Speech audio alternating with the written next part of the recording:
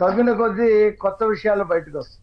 ఉమ్, ఇప్పుడు పేరు నాని ₹1,00,00,000 చెక్ ఇచ్చాడు, మళ్ళీ 70 లక్షలు నేను ఇస్తాడని చెప్పేసి అన్నారు. DD DD. అతనేదో డిడి ఇచ్చాడని చెప్పేసి అన్నారు. ఉమ్, అయితే నాదెళ్ల మనోహర్ గారు 3,000 బస్తాలు కాదు 4,000 చిల్లర బస్తాలు అని అవును, చెప్పేసి 4,840. అదే ఇంచుమించు 5,000 అనుకోండి. ఉమ్, అయితే అంతవరకే కాదు, ఉమ్, ఈ 5 సంవత్సరాల్లో వాళ్ళు చేసినటువంటి ఈ దారి మళ్లింపు బియ్యం ఎన్ని వేల టన్నులు ఉంటాయో లెక్కేయాలి.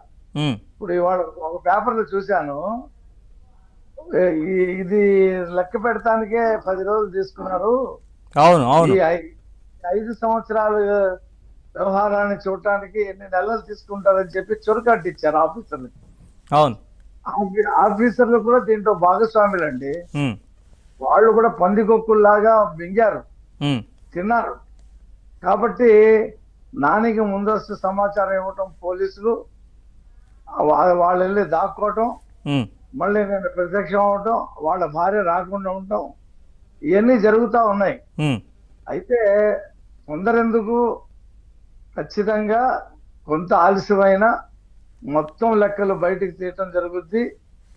నానిని కటకటాల పాలు చేయటం జరుగుద్ది. ఆ నాని భార్యని, అందులో ఉన్నటువంటి ఆఫీసర్ని, దానికి సహకరించినటువంటి వైసీపీ నాయకుడిని, అందరినీ కూడా కటకటాల పాలు చేయటం అది అనివార్యం. దాని నుండి నాని ఏ జిత్తులు వేసినా, ఏ ఎత్తులు వేసినా, ముందస్తుగా డబ్బులు కట్టేసినా అవన్నీ కూడా ఆగే పని కాదు. ఎందుకంటే ప్రజల నోటి దగ్గర కూడు అసలు ప్రజలకు ఇవ్వకుండానే వీళ్ళు బియ్యం దారి మళ్ళీ ఇచ్చేసారనమాట. ఇప్పుడు దీంట్లో 2 రకాలు ఉన్నాయండి. ఒకటేంటంటే ప్రజలకు ఇచ్చిన తర్వాత మళ్ళీ ప్రజలకి ఆ బియ్యం వద్దంటే డబ్బులు ఇచ్చేసి ఆ బియ్యాన్ని ఎండియు యూనిట్ల నుంచి, అదే మొబైల్ డిస్ట్రిబ్యూషన్ యూనిట్లు, వ్యాన్ నుంచి ఏదైతే లక్షిత ప్రదేశాలు ఉంటాయో, రైస్ మిల్స్ ఉంటాయో అక్కడికి మళ్ళించడం ఒక పద్ధతి అయితే, అసలు గోడౌన్ లో నుంచే ప్రభుత్వ శాఖకి సంబంధించినటువంటి అద్దెకి తీసుకున్న గోడౌన్ నుంచి డైరెక్ట్ కాకినాడ పోర్టుకు పంపించేయటం, లెక్కాపత్రం లేదు. మనం చాలా సార్లు చర్చించుకున్నాం.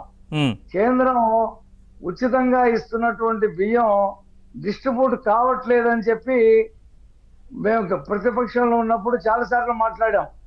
ఉచితంగా కేంద్రం ఏదైతే తలా ఒక్కింటికి 5 కేజీలు ఇస్తుందో ఆ బియ్యం పంపిణీ చేయలా జగన్మోహన్ రెడ్డి. వాటిని ఎఫ్సిఐ గోడౌన్ నుంచి, ఇలా అద్దెకి తీసుకున్న గోడౌన్లో నుంచి నేరుగా కాకినాడ పోర్టుకి పంపించేసి సొమ్ము చేసుకున్నారు.